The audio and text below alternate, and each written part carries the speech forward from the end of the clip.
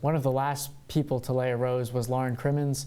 Earlier this week, I sat down with her to hear her connection with the victims she represents. Today, Lauren Crimmins laid down a rose on the Remembrance Wall, but her journey as a Remembrance Scholar began when she first stepped on campus. So it was really my first week on campus that I knew I wanted to apply to be a Remembrance Scholar. Crimmins represents Miriam Wolfe, one of the 35 Syracuse University students who died when a bomb exploded on Pan Am Flight 103. Her connection to Wolfe began at last year's rose-laying ceremony and continued when she visited Lockerbie, Scotland during her time abroad. There is this small chapel where there are a few books. One of them, each page has one name of each of the 270 victims, and another book is On Eagle's Wings, which is dedicated to each of the victims. And then there's a third book in the corner of the room for visitors to sign. And I had a friend who was a Remembrance Scholar at the time, so I signed for her, but I also wrote a note to Miriam.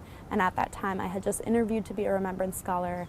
I didn't know if I was going to be one yet, and I didn't know if I was chosen to be a Remembrance Scholar, whether or not I would be paired with Miriam. And I wrote a note to her promising her that I would always aim to marry her two passions of entertainment and advocacy and move forward and look forward and act forward in her honor in that way for the rest of my life.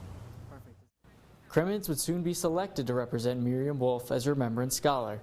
The two share a common passion for entertainment and social justice.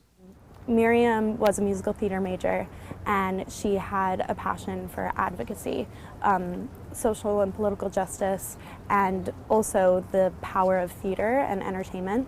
So she wanted to create an alternative theater group on campus, and she wanted to center it around social and political issues and raise awareness for AIDS research and rape prevention and women's rights. Crimmins is the vice president of University Union, a group that plans large events for the campus community. This week, a special event shared Miriam Wolfe's message.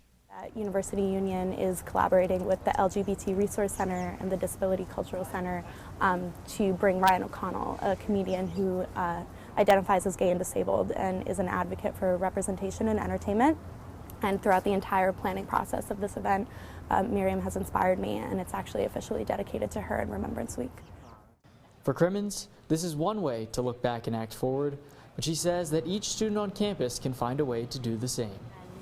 I am one of many kids on this campus that mirror traits and aspirations and goals of the victims that passed away, and I'm lucky enough to try to represent and embody one of the victims, Miriam, this year, but I really think that all of us mirror something in these victims. For Lauren Crimmins, she may have set down a rose for Miriam Wolfe today, but she will carry her with her throughout life.